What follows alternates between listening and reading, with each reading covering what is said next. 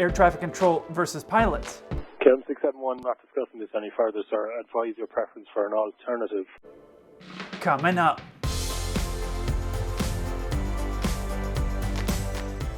Hey 7-4 crew, welcome back. If you don't know me, my name's Kelsey. I'm a 747 pilot. My channel, 7-4 Gear, is all about aviation. In this air traffic control versus pilots, I got a European airline, KLM, that's crossing the ocean and arguing with the controller. I know sometimes in the comment section people say, oh, this would never happen in Europe, so I got that one for you. And then I have a controller who's putting some pilots in a pretty bad situation, trying to get them to do some things they probably shouldn't be doing. Let's get into it. Ground Envoy 4078, we're on the taxiway Tango heading down to 36 right as instructed. We got an aircraft in front of us. Got a standoff at Tango. I'm sorry, Delta 1540, just stand by on ground. Stand by. Envoy 4078, is there any making a 180 or making a right turn there on Juliet? It's probably a little too tight to make a 180 for us. If there's nobody behind us, we might be able to throw the reversers on, but we can't make the 180. There's absolutely nobody behind you if you're able. This audio is coming from CBG. It's the airport that's nearest to Cincinnati. And usually what you have in an airport, you'll have a runway, and if you have two parallel taxiways next to it, you'll have one taxiway where the pilots are always going on one direction and one where the pilots are always going in a different direction. This is a chart of CBG, and this is the area where I think this is taking place. So if they're using this runway here for takeoff and landing, you could hypothetically use Tango here for all the direction going this way, and then you would use Sierra for all the directional traffic on the taxiway going this way. Now for whatever reason, and I don't know the situation behind this, they could have been landing one direction and they call it reversing the flow. So if you're landing on one direction and then you switch the airport around, now you're landing a different direction, they'll actually switch the taxiways as far as what direction each one is going. I don't know if they just kind of made a brain fart and messed up and put them on the same way. I don't know what created this situation here. And that's really not a big deal, but what really surprised me was when the Envoy pilot said this. If there's nobody behind us, we might be able to throw the reversers on. So can jets use the reversers to back up? Technically, yes, but in any airline that I've ever been at or anyone that I've ever seen, you're not allowed to do that. Now, I never flew for Envoy, so I don't know what their procedures are, but I've never seen an airline where they would allow you to reverse your jet that way. Now, let's say zombie apocalypse, and you needed to get your jet reversed and you were getting chased by a bunch of zombies. Could you do it? Yeah, you could do it, but you're not typically going to be allowed by your airline to do that. So when the Envoy pilot said, oh, we could throw reversers on, I'm sure what I'm guessing has happened is the other pilot was in there saying like, no, we don't want to do that. That is not something that you want to do or say you're doing, because if you get caught doing that, you're going to be in a lot of trouble. But then you heard what air traffic control said next. Listen to this. There's absolutely nobody behind you if you're able. So even though it's air traffic control saying, yeah, go ahead, you can do it, there's nobody behind you, they're saying that. The problem with that, though, is that by them saying that, they don't necessarily know what you're allowed to do or not allowed to do regarding your airline. So if you were to reverse your jet and back up, the controller's not going to be in any trouble because he didn't do anything. Your airline is going to be upset with you, the pilots, for making that decision to do that. The controller's not going to be in any trouble for him saying, yeah, there's nobody behind you. You want to go ahead and reverse your jet? Go ahead and reverse your jet. That's not going to be a problem on them. That's going to result on you, the pilots, that made that decision to actually reverse the plane, which is not going to be typically allowed by your standard operating procedures at the airline that you're working at. So it's just something that's kind of something to note. Even though the controller is saying, yeah, go ahead and do that, it doesn't mean that it's going to be okay. And ground Envoy 4078, looks like we're not going to be able to do that either. From where we're sitting, looks like Delta might have enough room to make a left turn there. You guys can't just do a right turn on the taxiway there? We're already past the intersection right here. Yeah, Delta's unable to make a left or right. We're stuck where we're at as well. Okay, Envoy 4078, so you're saying that there's absolutely nothing you could do to move, because otherwise we're talking about bringing the tug out. Yes, sir. We thought we could put our reversers on, but there's just too much room to go backwards for us, Envoy 4078. Okay, and Delta, same with you. There's nowhere that you can either make a 180 or head back? Unfortunately, no. We are unable for the right or the left from where we're sitting, Delta 1542. Alrighty, I'll start talking to Ramp Tower. I'll get right back with you. All right. Sorry, guys. This is funny because both pilots are trying to get the other airplane to commit to doing something. Listen to what Envoy says to the Delta pilots here. from where we're sitting, it looks like Delta might have enough room to make a left turn there. So let's say the Delta pilots say, okay, fine, let's do this. And they put full power and all the thrust on one engine, and they leave the other one at idle, and they stomp on the brake on the inside tire to try to make a really tight turn. Let's say they do all those things, and then they run over a bunch of lights, they run into the grass, they break some stuff on the airport area, as well as something on their plane. They're going to need the maintenance guys to come out and inspect everything. Maybe they need to change a tire. All those things are going to happen.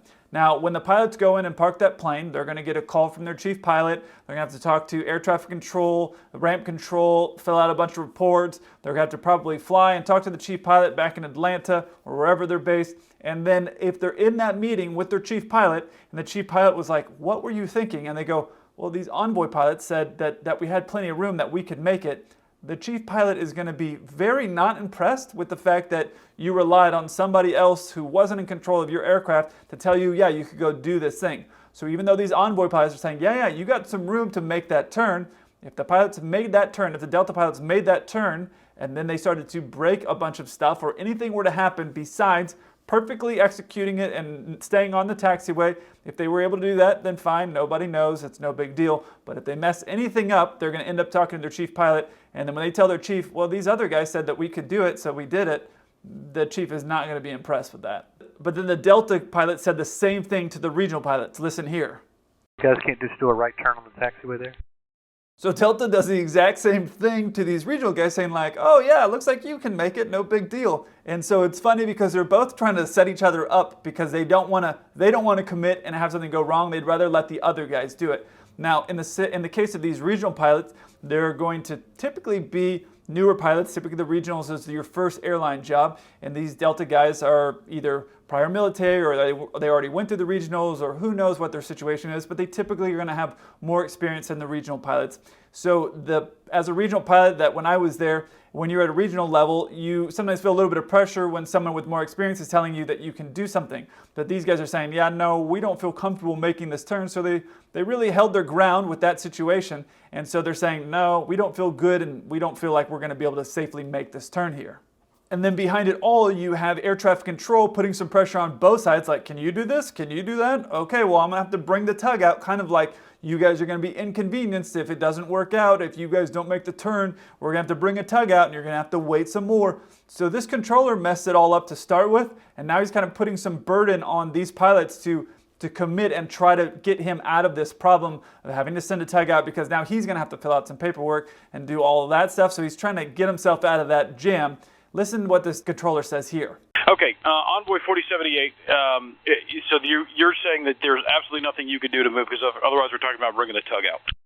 Yes, sir. We thought we could put our reversers on, but there's just too much room to go backwards for us, Envoy 4078. The pilots here were 100% right by saying, go ahead, bring the tug out, that's fine. Because the truth is that if a tug comes out and has to push them back, since they were following the instructions that were given to them by air traffic control, which was taxi via Tango, since they were both given that instruction and that was incorrect, it's not a big deal, but they were both given that instruction to taxi via Tango, and now they ended up on a head-on collision or head-on situation where they couldn't back up. Now typically while I'm taxiing, I factor that in because I have a big plane, so it's even less maneuverable. So I'll usually leave some gap in case there is a situation. If there's a plane that's coming the other way, I'll usually not commit on a long taxiway before I get to a point where I can't turn. I'll stop a little bit early, or I'll confirm, because I don't want to get into a situation where this exact thing is happening. But in this case, you had one guy coming off the runway, you had the other guys going. I don't know exactly all what was transpiring there, but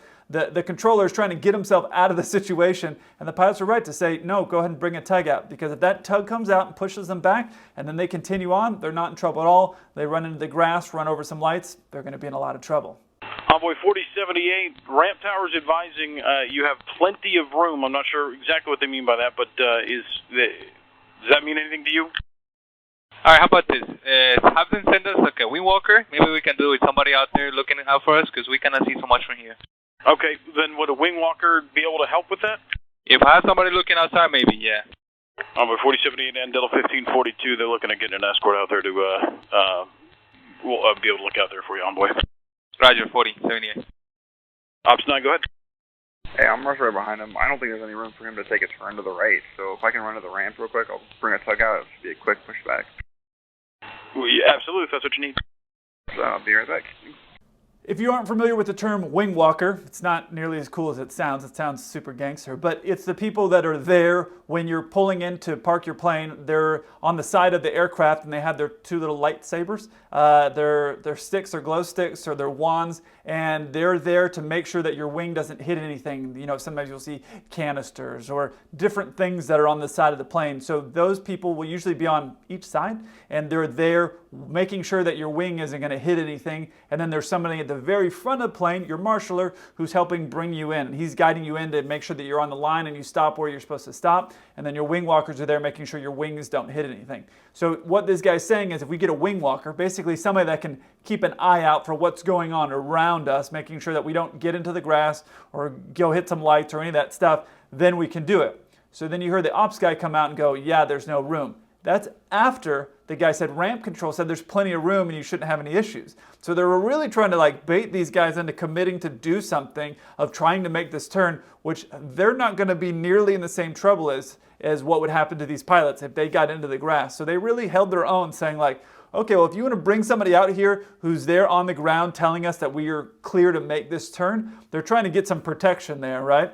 But listen here what Ops says again. I don't think there's any room for him to take a turn to the right. So at the end of the day, these pilots on both sides, Delta and Envoy, aren't going to have any problems or any trouble because they never committed to do anything. They made the right decision of just holding their own and just saying, hey, yeah, go ahead and bring the tug out. So they did the right thing here. KLM 671, our system is still showing you at Summit at time 1526. If that doesn't change, I will have to give you a dog leg. I copy that, Kill 671, we're working on it. KLM 671? 671, go. Okay, it's only 390 are available as an alternative on track Charlie. 37 and 38 are both available on track Delta. Advise your preference. KLM 671, we understand, but I think I will file a report about this. This is not going the way our clearance is, and I also think this is not the way you cleared the other aircraft.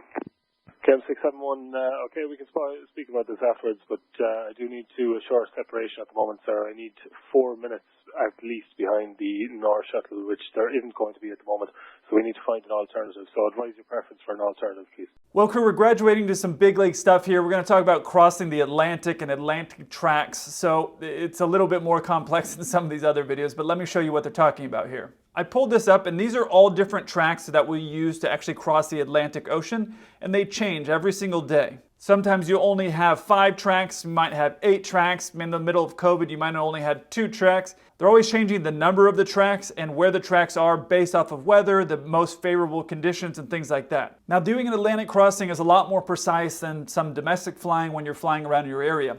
And what happens is you'll be given a track, and if you saw my vlog that I did, you know, when I do a pre-flight, I'm looking at everything. One of the things that I'll look at if I'm doing Atlantic crossing is what track am I going to be on?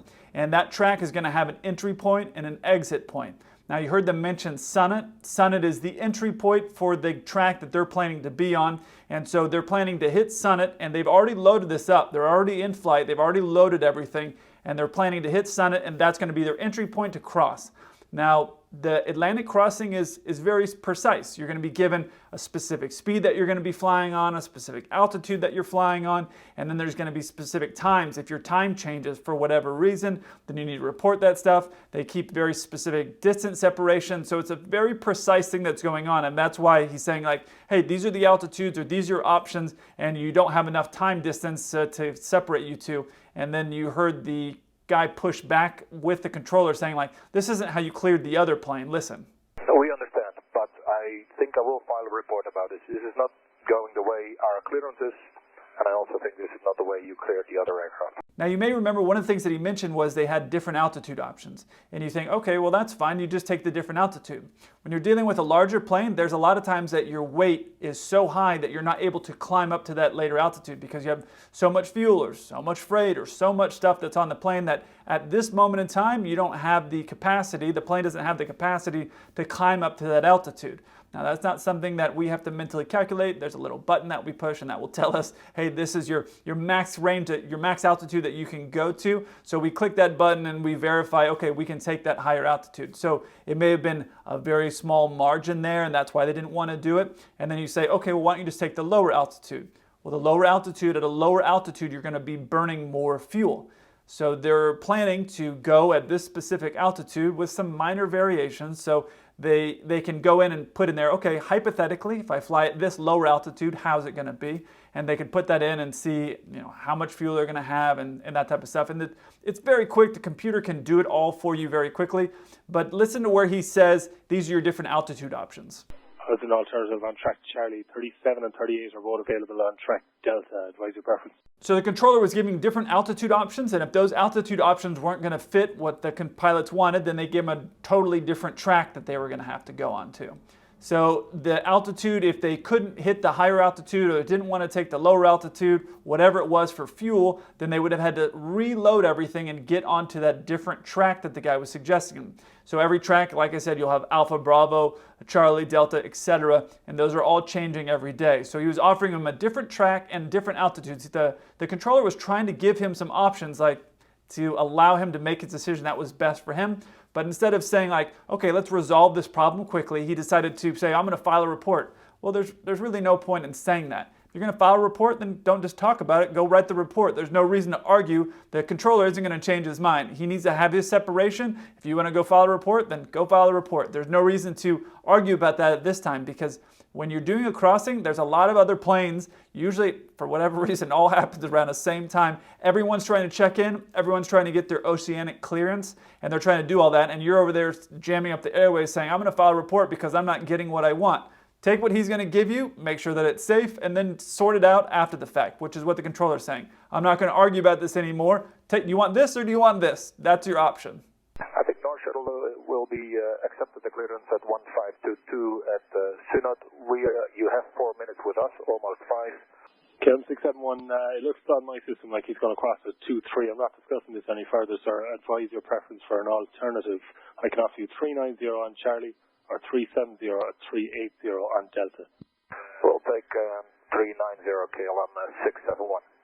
Understood, call you back. Sunnit, just so you know, is the entry point in this particular track that he's talking about. I'm going to show you what it looks like on our chart. You can see at this particular time that I'm taking a picture of this Sunnit doesn't have a track associated to it, but this would be the entry point onto this particular airway, which I've used multiple times, but this would be the entry point onto this given track. There's not one here. Typically, you would just see a normal line like you see off of all these other ones here. So you heard the pilot arguing with him, oh, well, you gave North Shuttle this at this time, and we're going to be at that time. I don't know. That guy's got a lot more situational awareness than I have. I'm typically aware of the other planes, but I'm not writing down the time when they're going to hit their entry point. I usually don't care that much. A little bit up or a little bit down is not going to be a big deal. I think they made the right choice choosing the higher altitude or choosing that altitude on that track, because when you're in flight and you're getting ready to do that crossing, reloading up everything for a whole new track, in my opinion, there's a lot more opportunity for error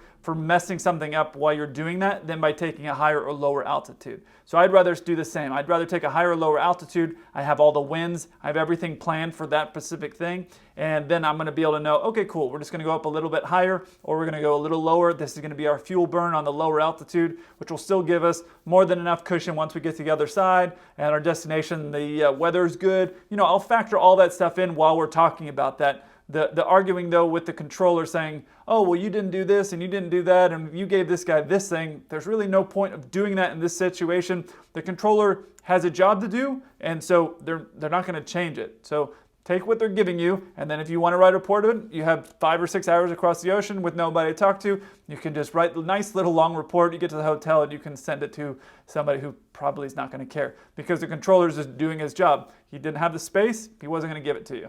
All right, time for the fun one. Coast 415, I've always wanted to say this. Thanks for the opportunity. Direct to Weed. Yeah, direct weed. Pat Coast 415. Right on, brother. Pat Coast 415, contact LA at 27-1. You guys have a good day. So direct weed, they're in LA, they're in California. I think the weed they're referring to is this little airport here in California. I don't have a chart for it because it's only 60 feet wide, and I would definitely be off-roading my 747 over there, so I don't have a chart for it because we're never going to fly in there. But you can see that's an airport there in California. If you want to see some air traffic controllers being a little bit more saucy with some pilots, check out this video here. And if you want to see some pilots who are struggling to fly their plane, check out this video up here. I look forward to hearing from you. Until then, keep the blue side up.